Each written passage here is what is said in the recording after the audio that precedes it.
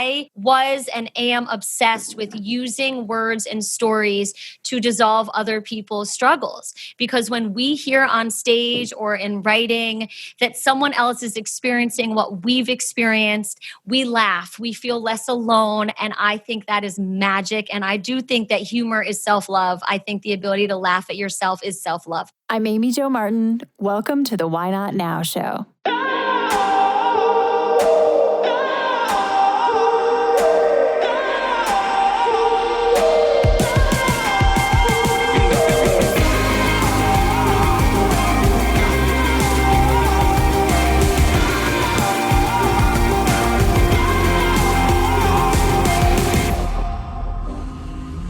You know that thing you've been thinking about doing?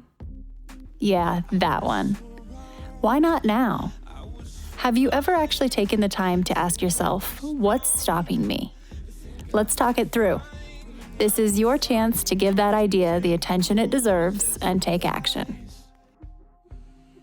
Each episode, I have a chat with a fascinating person, from entrepreneurs to athletes, celebrities, my parents, rocket scientists, and all walks of life. We talk through a critical time when they've asked themselves, why not now? We dissect that day or even that moment, step by step. Just let go.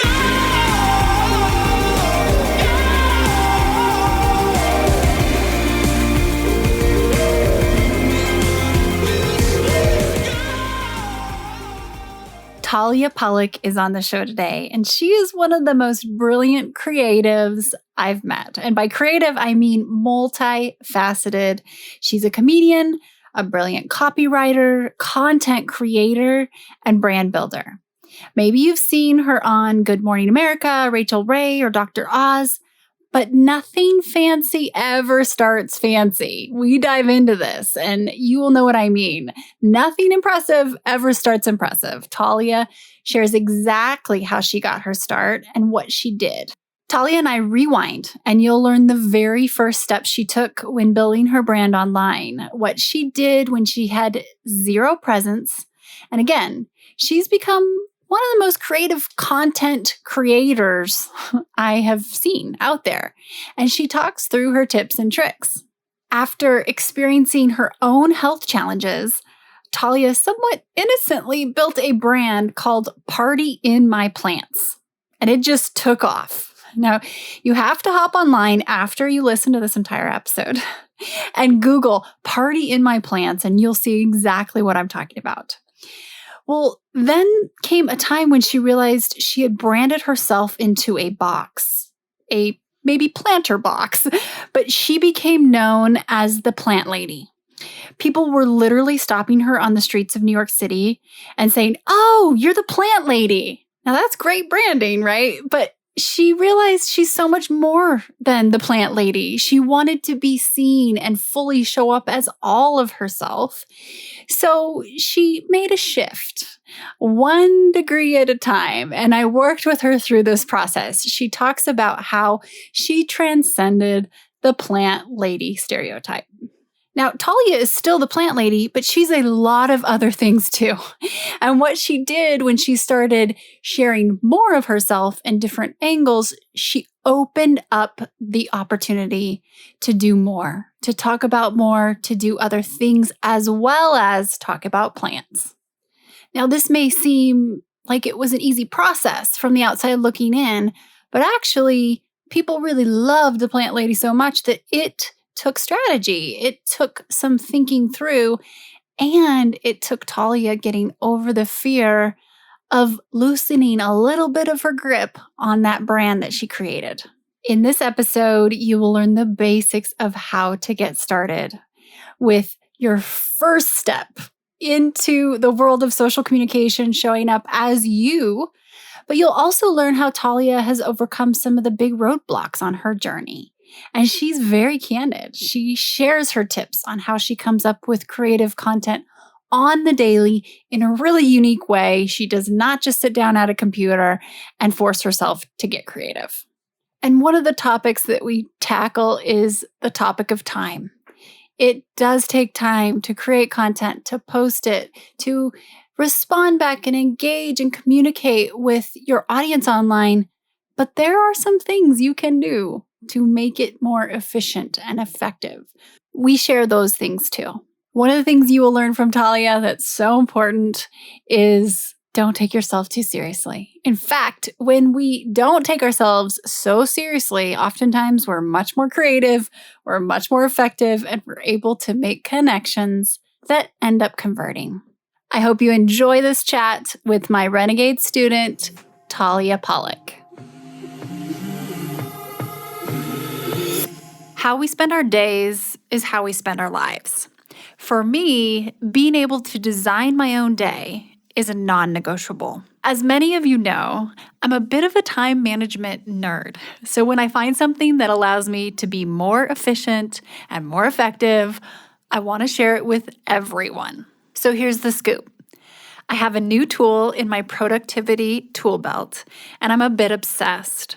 It's Monday.com. My team and I have never felt more organized, and I have a new sense of perceived control. My to-do list is no longer the boss of me. I feel more in control because every project, initiative, date, and task is captured and organized in one place.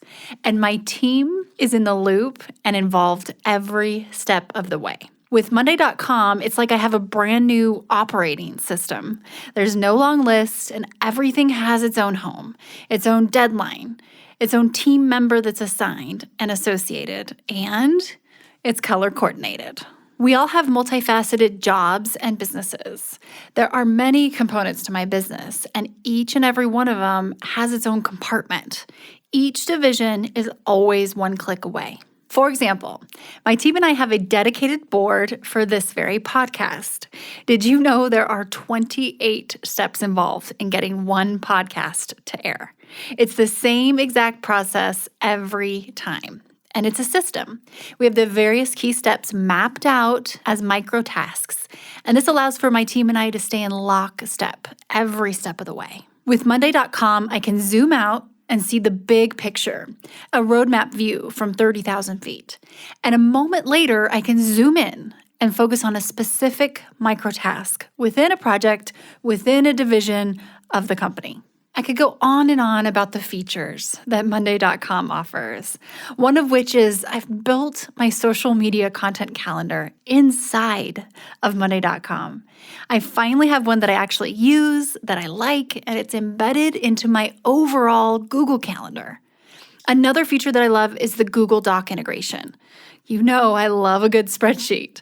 I can pull them into Monday.com and edit them right there versus having 97 tabs open on my computer. If how we spend our days is how we spend our lives, then I can't think of anything more important than using the time in our days wisely. Head to Monday.com if you want a free trial. And let me know on social media how it goes for you. Shoot me a DM. We can swap tips and tricks.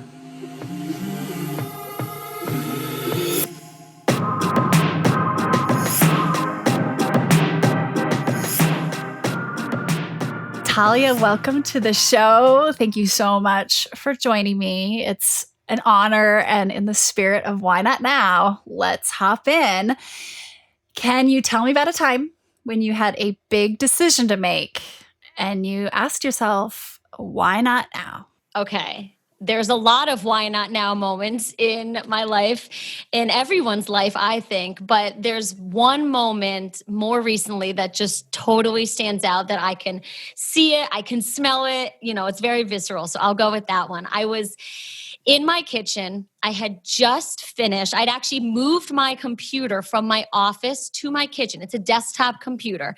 I had set up like the standing desk in my kitchen because I was finishing writing my cookbook. And I had just completed my 2-week insane photo shoot in our Brooklyn apartment. We had shot 80 recipes. I had a team of 8 people. And this was for my dream of all dreams. You know, I was writing a book with Penguin Random House, with my face on the cover, with my dog on the insides, with my stories and my jokes and everything I had to give to the topic of eating healthfully. And I had moved this computer into the kitchen and I was finishing it up. And then all of a sudden, I was done. Like the book was over. I had completed the book. I hit my last period, actually exclamation point. My editor responded with my manuscript. She wrote one of the notes. You had 800 exclamation points. We're going to have to cut that down to like 40. So I learned that. So I write my last exclamation point and I'm like, oh no. This whole time, it wasn't even really about the food. There's so much more I have to say. But I had finished my contractual obligation. I had finished the cookbook. But I had this feeling of, oh no, there's so much more to me. There's so much more I want to talk about than just food. And I went through the edit process with the book, all the while thinking, what do I do about the fact that I'm more than my brand, which at the time was Party in My Plants, a very limiting in a way, very specific brand. We got the word plants in there, but I was more than plants. And I struggled for like a year plus with this seesaw, this yin yang, this back and forth like pressure of how do I expand past the plants without like losing the plants. It was this like real inner battle. And you even had people recognize you on the streets, right? Like plant lady in New York City, right? Oh yes. I was on the plant lady once. Oh my God, it's Party in My Plants. One day I was walking my dog outside my apartment. Oh my God, you're Party in My Plants. Like it was my identity, head to toe. Ear to ear. And so losing that identity, being more than that identity was terrifying. But, not to toot your horn, but I'll toot a little. Meeting you and working with you gave me wings to do the hardest thing imaginable, change my Instagram handle. I know it was a very big deal. I know it was really a very big deal. But it was obviously it's more than a handle. It's an identity. It's your online brand essence. It's when people are calling me Party My Plants in the street to my face, not knowing my real name, changing my name was a huge deal.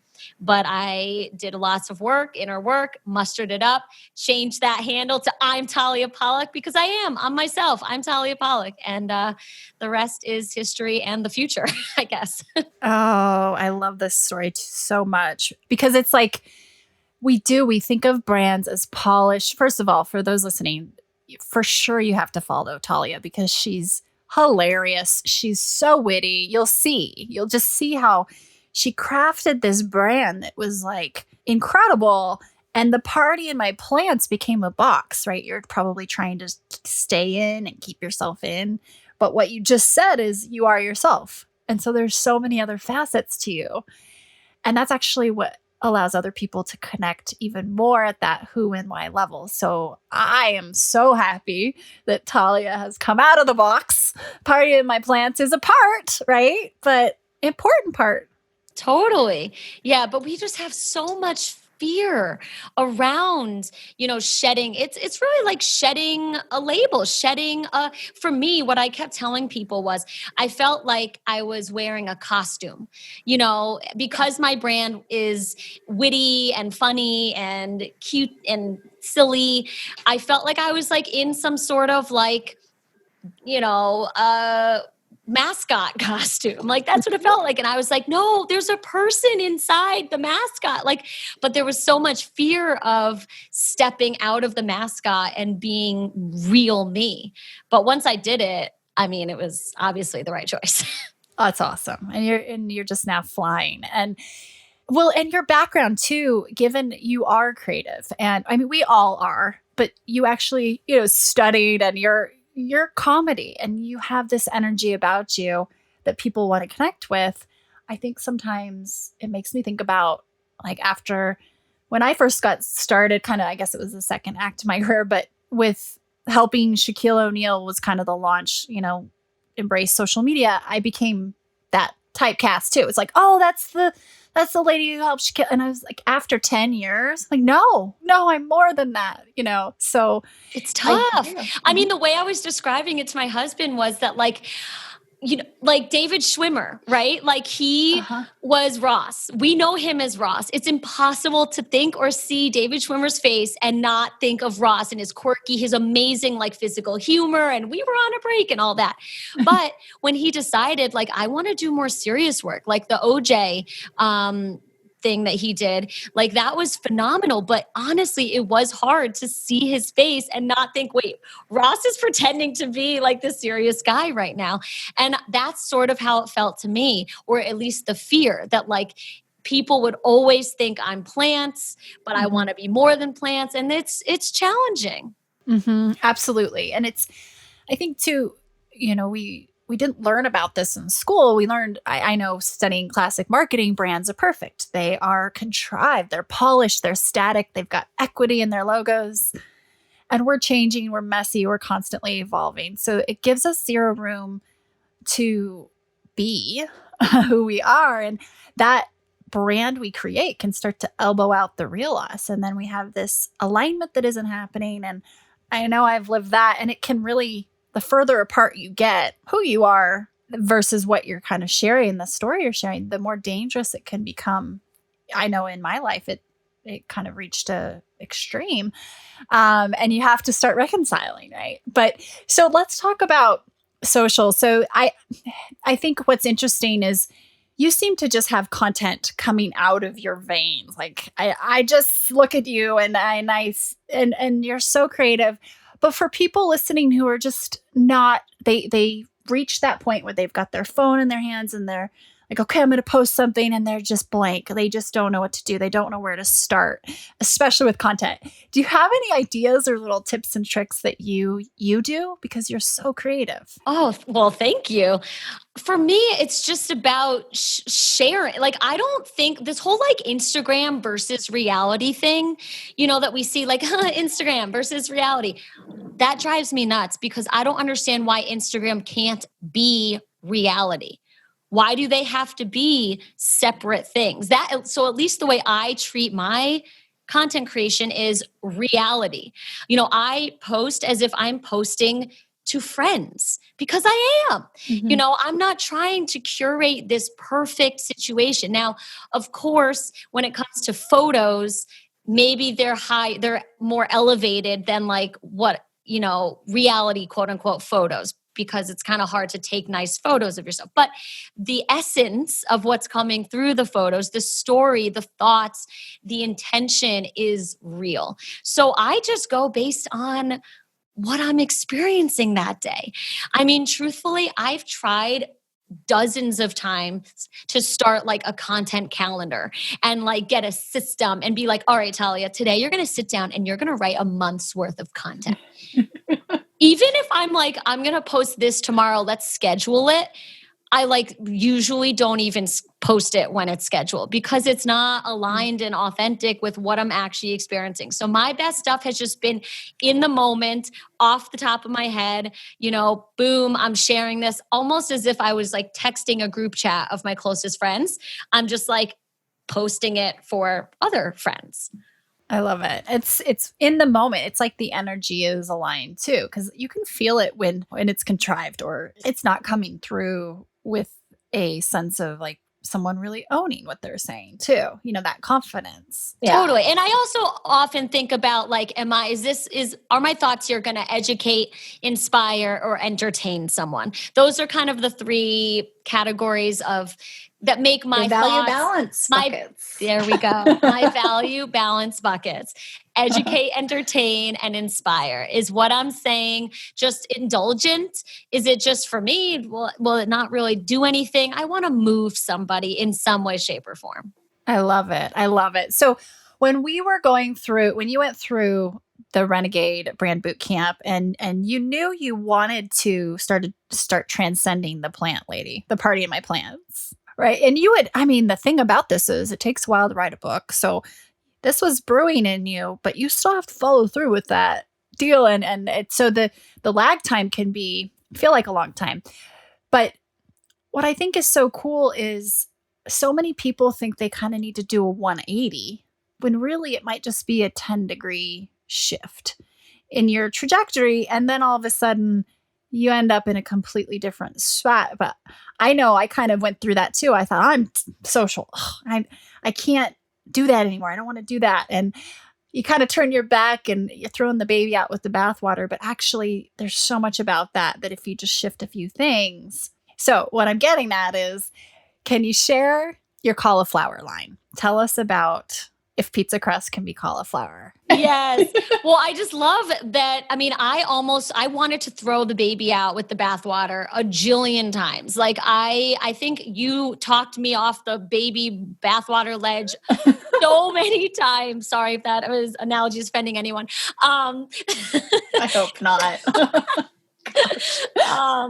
Because that's sometimes how it feels when you feel like so suffocated and you don't see like, oh my God, if this cloud's just parted a little and I just like zooped through there just a little, like the rest of the clouds would part. Like, that's kind of what it really is, that like 10-degree opening, like you're saying.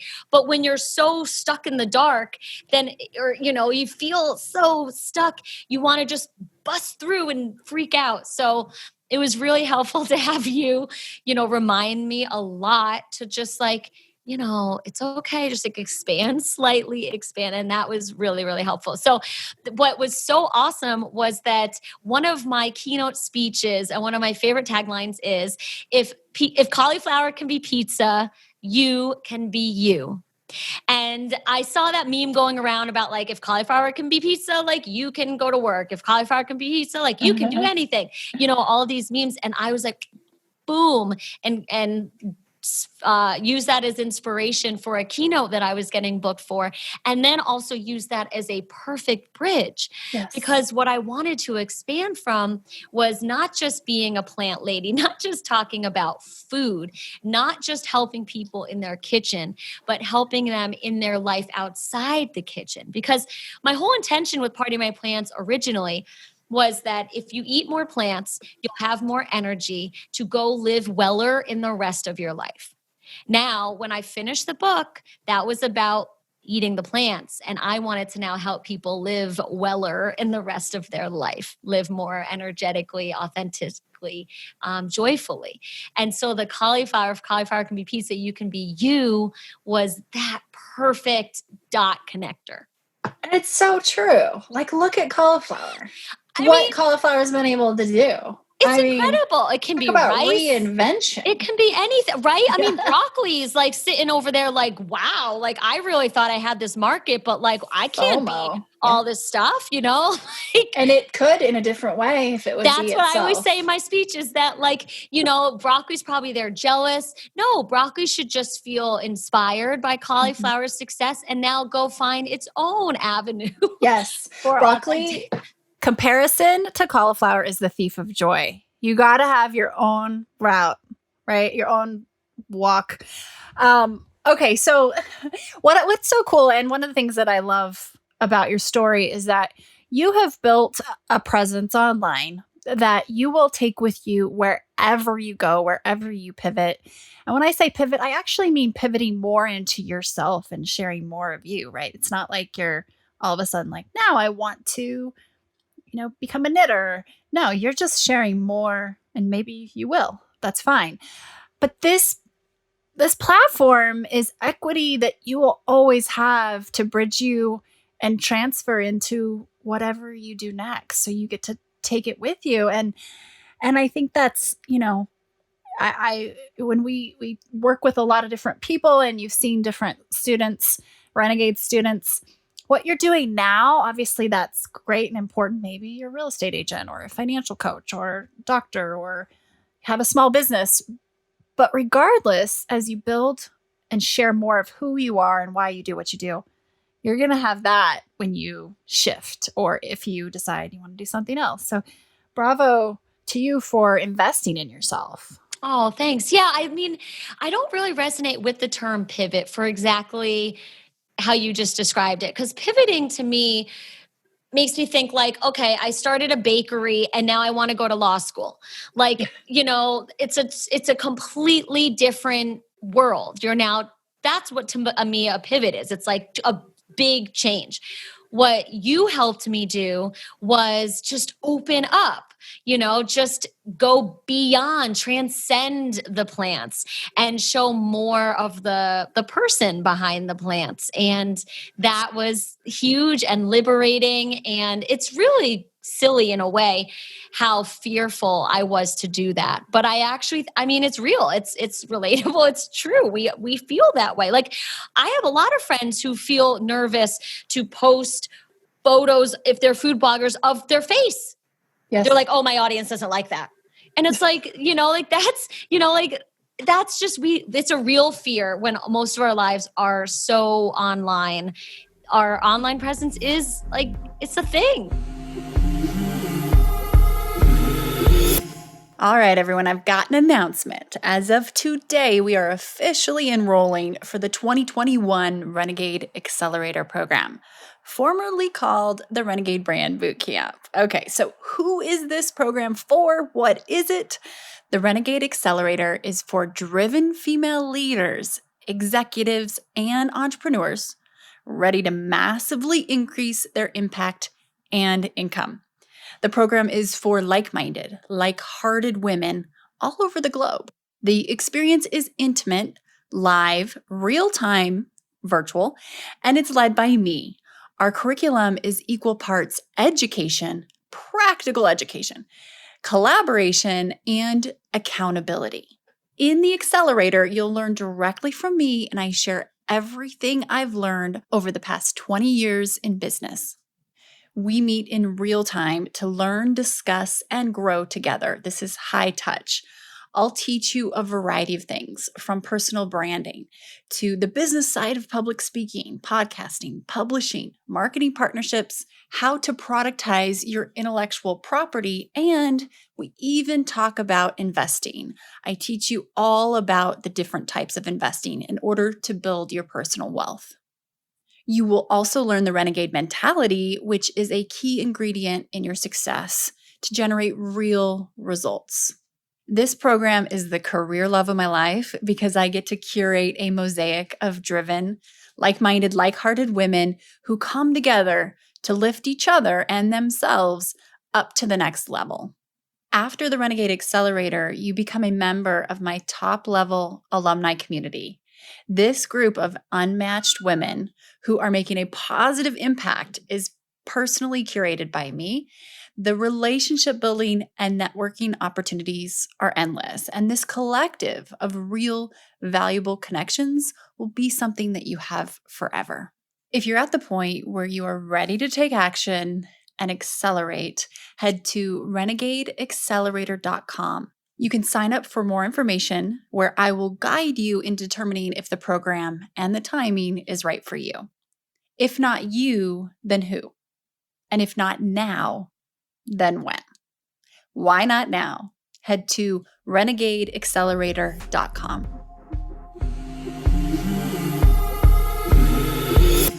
When you first got started, so you've been at this consistently, and I think that is so key for anyone. This is a marathon. This is a long game, right? We're building relationships and connections that eventually convert, but they don't do that right out of the gate. So do you remember when you first started? Were you overwhelmed? Were you looking at a blank screen? Like, how did you kind of jump in? Oh, yes. Okay, so I always wanted to be a comedian. That was what I was obsessed with through college. After college, I worked for David Letterman and College Humor and Happy Madison. I performed stand-up throughout New York City. I was and am obsessed with using words and stories to dissolve other people's struggles. Because when we hear on stage or in writing that someone else is experiencing what we've experienced, we laugh, we feel less alone. And I think that is magic. And I do think that humor is self-love. I think the ability to laugh at yourself is self-love. And so I've been obsessed with that forever. But at the same time, I had my own personal health struggle. So I was sick with IBS and a slew of other, offshoots from that for much of my, high school through early adulthood. And the only thing that helped was eating plants. And I discovered that while in LA interning for Adam Sandler. And one day I walked in to a vegan restaurant. I had a smoothie. I didn't know it was vegan. It was this creamy, frothy smoothie. They handed it to me. I said, "Oh, I'm so sorry. I can't do dairy." And they say, this is vegan. I'm like, I don't know what that word means. You're in LA. I had no idea what it meant. Yeah. I know. And I'm like, oh, okay. And I just drank it. And for the first time in 8 years, I consumed something that made me feel good. Oh, wow. So I was like, what are these plants? What's going on? So this was before Instagram. This was before really like blogs, really. So I would just go to Barnes and Noble and transcribe all the like healthy cookbooks and teach myself how to cook. But that was a very socially isolating experience. This was before you could order quinoa and anyone would know what you're saying. It was before you could buy coconut water or almond milk at a grocery store. Like I was in college cracking open coconuts with like a machete and like drinking the water. Like it was really awkward and I felt very insecure, but the food was helping me thrive. So I decided to use my love for humor to inspire other people who maybe felt alone with their healthy lifestyle to keep going and to bring them that levity and inspiration to eat more plants. And that's why I started Party in My Plants. And originally I wanted to speak because I was doing stand-up, but I didn't really know how to get started. So I went on YouTube and I figured that this next, best thing to speaking. And that led to me getting on TV a few times on Dr. Oz, which led to me writing articles for publications, which led to me getting coaching clients, but it was making videos in front of a tripod alone in an apartment for a year or 2 years, 3 years before like anything happened. Oh my gosh. And that's where, talk about humanize to monetize. You were living your life and you just put a camera in front to help others. And like you said, it probably was socially isolating because we didn't have these outlets and it's something you do in your home by yourself. And you're like a weirdo. If you're going to class, like I was in college with like my own dehydrated kale chips, you're not exactly the cool girl on campus. Now you might be, but back then you were not. Oh, I love it so much. Okay. So there's a story. Was it Rachel Ray? I think. Did you go on? That ridiculous story. Do you mind sharing? I love that story. Yeah. That's so funny. Okay. This is like your tenacity and motivation and humor and creativity all in one. Oh my gosh. So because I loved comedy so much, and like I said, I'd worked for TV and my dream originally out of school was to write for comedy shows. And that was the dream. But then I decided to start Party in My Plants. So I thought that it would be really great to get on TV or be involved in TV in the wellness space. So I had seen on Rachel Ray's site that like there's a little thing at the bottom that says like submit yourself, not to be in the audience, but like to be on the show. And I was like, great. So I clicked on that and they had all these different like, do you have a real great hack for what to do with like empty nut butter jars? That was one I saw. And I was like, I have a hack. So I like submitted like overnight oats and like chia pudding and all this. And then like a few days later, I get a call from an unknown number. And this was before like we always got calls from spam unknown numbers. So this was rare. I picked it up and they were like, hi, this is a producer from Rachel Ray. I was like, oh my God, it's happening. Law of attraction, baby. And she's like, so I saw that you submitted something and we're actually doing a segment. Do you have a boyfriend? And I was like, yeah. Do you and him ever fight over like home decor stuff? I'm like, I guess. Sure. We're doing a segment on like some couples that fight over home decor decisions. And we're going to pick a few couples and plant you in the audience. And then we're going to have an expert designer on with Rachel Ray and he's going to fix your problems. Is that of interest? Now, this was my first experience with any sort of TV. So I was like, yes. I'm so interested. Yes. I'm more than interested. She's like, great. Send me a picture of your space and tell me about your, conflict with your boyfriend. So I go to Jesse, my boyfriend, now husband, and I'm like, what do I do? What do I do? And we came up with this great idea. I made a collage that said in huge letters, partyinmyplants.com. As if like I like would just have that in my office. And I framed it and I hung it right above my desk because our conflict was about like the fact that I loved hanging quotes and weird things on my walls. I would literally just take like inspirational quotes and write them on index cards and tape them to my wall. And Jesse hated it, truthfully. So I slapped this big Party in My Plants thing on there. And our thought was when they projected on the screen for our conflict, everyone will see partyinmyplants.com and I'm going to blow up and I'm going to break the internet and like, we're good. We're golden. So we show up to the segment, we do the segment, the photo gets broadcast, and the guy who's probably like some real famous like interior designer guy, he was like this really hot guy. I don't know who he was. He's like a big deal now. Was like, what's this Party in My Plants thing? And Jesse's like, oh, it's her blog. And I was like, oh my God, it's happening. It's happening. And nothing happened. Oh no, you didn't break the internet, huh? No. But so creative. And what it did was help me really get on it, see the TV set and see it like with visualization. It just helped me embody a life that I would later actually be part of. Right. You were just on Good Morning America. Exactly. Yeah. So like that, it was really like just putting myself there to show me and to feel what it would feel like years later to achieve this dream of mine. I love that story. It has so many lessons baked into it. And I love how Jesse was like, it's her blog, like your PR person. And what I love too is there's a thread here, like this theme of you showing up and stepping out a little more over time. And it's like, that was a big deal. And then this next, layer or this next, expansion is just you showing up even more of you. And so this is something that evolves. Like for people listening, if you think, oh my gosh, I don't know how relatable this is, I'm just getting started or haven't started, you're still practicing these same things. And that seems like that's been your formula, right?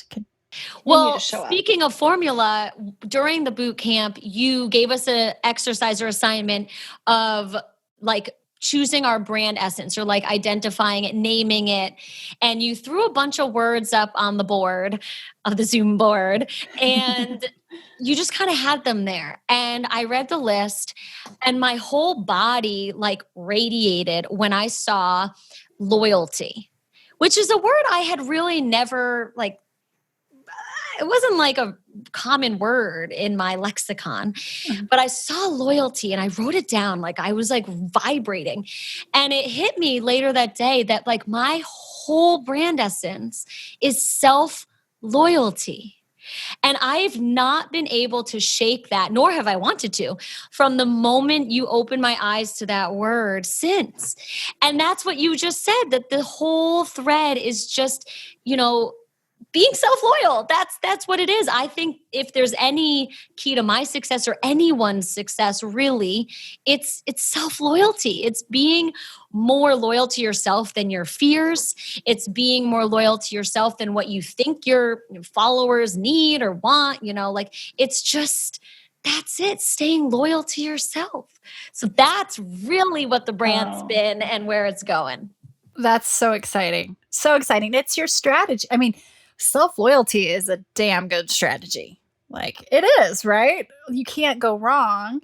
You can't because if you are unapologetically true to yourself, you will attract the people who you're like-minded, like-hearted with, and that will build connections. And as I always say, connections do convert. They're going to buy the book. They're going to watch the YouTube. They're going to tune in to the segment, whatever.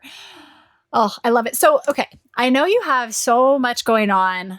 Let's talk productivity for a minute. So, what is one tip that just helps you feel a little more control of your day or just time management wise? This is gonna be a ridiculous tip, but I start my day every day by doing the dishes.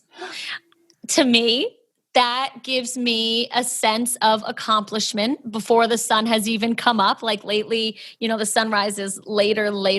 So I'm getting up before the sun and I'm doing the dishes. So by the time the sun is up, I have completed a task. I have done something. And that honestly sets me up to keep completing tasks throughout the day. Because one of my quirks, we could say, is lots and lots of ideas, but having a harder time executing. And so wiring my brain from the get-go that like I complete tasks is That's what I do. helpful. Yes. To like, I'm going to complete some tasks today. And then also tangibly writing down like 2 to 3 tasks that I want to actually complete that day. 2 to 3, not 20 to 30. I used to do 20 to 30 and then I would end the day feeling like a failure. So now it's 2 to 3. And if I have time and energy and excitement, whatever, to do more, God bless, have fun. But the goal is these 2 to 3 and it's liberating. I love it. So you're setting yourself up with a quick win. Do the dishes. It gets that momentum, right? Your operating system's like, oh, this is what I'm doing today. I'm completing tasks. And that momentum then just feeds the next. With your 2 to 3 tasks, do you do the one you're least excited about first, last? How do you choose your order? For me, I know that my energy and my creativity is best early. So I start with whatever requires my like fearless creativity, because I find that as soon as like the day starts, like as soon as my husband wakes up and like the news gets turned on and the emails start coming in, I lose the freedom to really write or create what's in me. I, as Stephen Pressfield would say, the resistance comes, as soon as the world turns on. So I start with my most fear attractive tasks, writing the thing that when my fear-based mind is on, I won't write it as well. Or, sending a scary pitch or something. It's like the scariest and creativist thing comes first. And then that it bleeds into like the most mundane things later, where like I can just throw a podcast on and like do it without really thinking later in the day. Okay. So that's so interesting. Fearful things first, meaning like the things that take bravery, it sounds like. So it's like, get those done, because then reality in our society starts inundating and we don't have that same clean, clear anchor as much probably. Oh, I love that. Especially like a scary pitch or something that you're afraid to do. Oh, I always write like my pitch emails in the morning. If I'm writing like any serious, scary email or like an Instagram post that's very vulnerable, anything, writing is happening in the morning. And obviously like if I'm writing it at like 6:30 a.m., I have gotten myself in a weird place where like I've sent it, but now there's apps where you can like schedule it to send later. So you're not like the crazy person writing a pitch email at 6:30 a.m., but like you do you. Yeah, you do you. You don't want to end up in that span of time where people are just waking up and deleting as much as they possibly can. The purge period. When you think about writing, like just any tips for people who sit down and they want to just really exercise their creative juices and write just a post, not even, let's not say it's a novel or even a blog post. Let's just say it's a post for Instagram. Any little things that you do that might be helpful? I mean, I go for a run and all my great ideas happen on my run. Yep. Honestly, that's not like that helpful of a tip, but maybe it is. I don't know. I hear you. A walk, a run, anything outside that's just going to get, physiologically, our brains look different.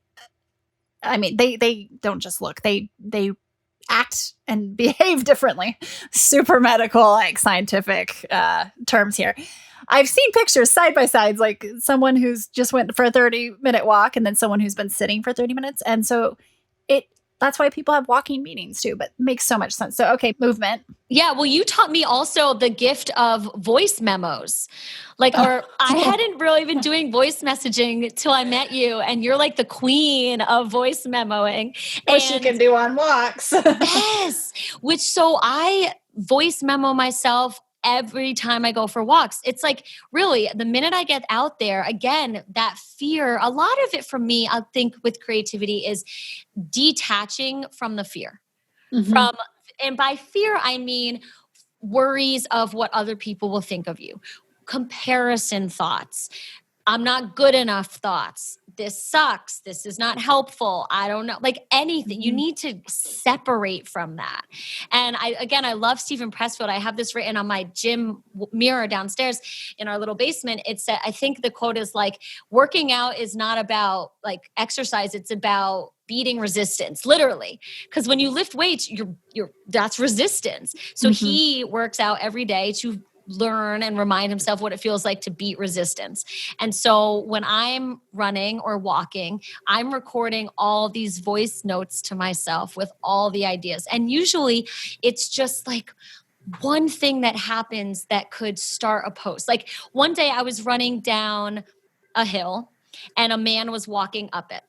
And he said something like, "Oh, you have it easier," because he was walking up the hill.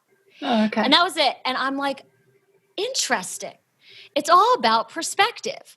For him, he's going up. He thinks for me it's easy, but he doesn't know the hills I just climbed to get to this down. Yeah. Life is all about perspective. Yeah. It always looks easy when we're just comparing ourselves in this one little hill, but we all have hills and peaks and valleys. And I'm like, there's a post. Yep. I love it. It's like a seed in your idea garden. And then you do voice note yourself and then I transcribe it and then I write it. And that's mostly my process. Also, obviously, when you're writing a book, you have an outline, which is very helpful.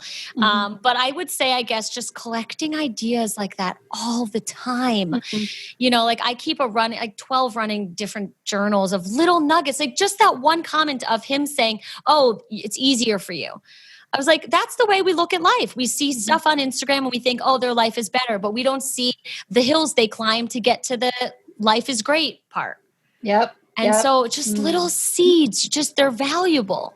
Capture them. I love that. And have a system. I think sometimes too, if you start, sometimes I used to do this. I'd email myself or I start an Evernote or a note in my phone, or I'd favorite a photo because the photo will remind me, and now I'm finally gotten more, like I actually put them into monday.com and I have an idea garden. And they're just seeds. They're thought starters. They're like half baked, but that's all you need, right? So how do you and then when you have those, you can go to that when you're, have quote unquote writer's block or content block. Then you go to your garden and you see the seeds. You start watering. You see which one resonates. And then you go. I love that. Yeah. No, it's okay. So a few rapid fire questions if you're up for it. You game? I'm game. Okay. What keeps you up at night? Did I do enough today? Part of having a lot of ideas is wanting to do a lot of things, and budgeting the things can keep me up. Did I do the right things? Did I do enough of them? Yes. Oh, yes. I hear you. Pirates or ninjas, Talia? Who's tougher and why? I forgot you asked this question. I would say pirates. I just think they're pretty artsy. They're pretty whimsical. And I mean, at least in Pirates of the Caribbean, they're like dancing around, which seems really badass because they're also like doing crazy things. They know a lot about like jewels and stuff like that, which is pretty badass. And they conquer one of my greatest fears, which is like the water. So they're like cruising. So I just think their life seems pretty awesome and they're pretty badass. I love it. I'm team pirates too. And that's good points. I like the backup there. What's something you've either read recently or seen? It could be an article, it could be a quote, it could be a book that really inspired you. Deep Work by Cal Newport has changed my life. I love everything Cal Newport. He actually just started a podcast, and I've listened to every episode, and I'm now going back and taking notes on all of his episodes. Wow. Because it's called Deep Thoughts, Deep Life, Deep Questions. Deep questions. Okay. And I mean, he really talks about a focused life, free from the distraction that is social media, free from, chaos, like really scheduling your times, it's like a minimalist work approach. And it's all about prioritizing deep thoughts and creating things that, like we said in the beginning, the value buckets that create things that actually inspire, educate, or entertain people. And so I love it. I'm excited to check it out. And it reminds me a little bit of essentialism, like maybe kind of like in that same, they could be cousins. He references it a lot, and they're like totally intertwined. And yes, you sent us that book. That was that's one of your books for the Renegade. Yes. So it's like that, but specifically about like thought work, like thought leadership work, book writing. Let's go back to Talia, who was sitting at her kitchen counter with her manuscript, and you put your last exclamation point down. If you were to go back to her and give her some advice, what would you say to her about whatever was going to come next? You're going to make me cry. What is this, therapy? No, I'm just kidding. No, I would say, like, sweetie, it's going to be fine. Just be you. The more self-loyal you are, the freer you'll be. And actually, the more people you'll help. Truthfully, sweetheart, they don't just love you for the plants. They love you for you. And that's what I would say. Oh, I love that so much. Oh, gosh. Thank you so much for joining me and sharing your wisdom, your stories, your energy. I'm sure everyone listening can feel it. I can feel it. And I just appreciate you. So thank you. Appreciate you. Thank you so much for all the help you've given me and for this opportunity today.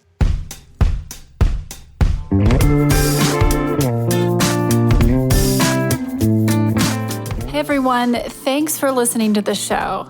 Hit me up on social media to let me know what you think. I'm at Amy Jo Martin on Twitter, Facebook, Instagram, and LinkedIn. And I want to hear your Why Not Now moments so I can share them on the show. Just send me a note to whynotnow@amyjomartin.com. For show notes and other offers, you can visit amyjomartin.com/whynotnow. And while you're there, don't forget to sign up for my email newsletter for exclusive content and announcements. A big thanks to Rock Salt Music for all of the tunes by the talented John Coggins. And of course, a hat tip to Richard Brewer for editing and producing the show. I'll see you next time. And until then, why not now?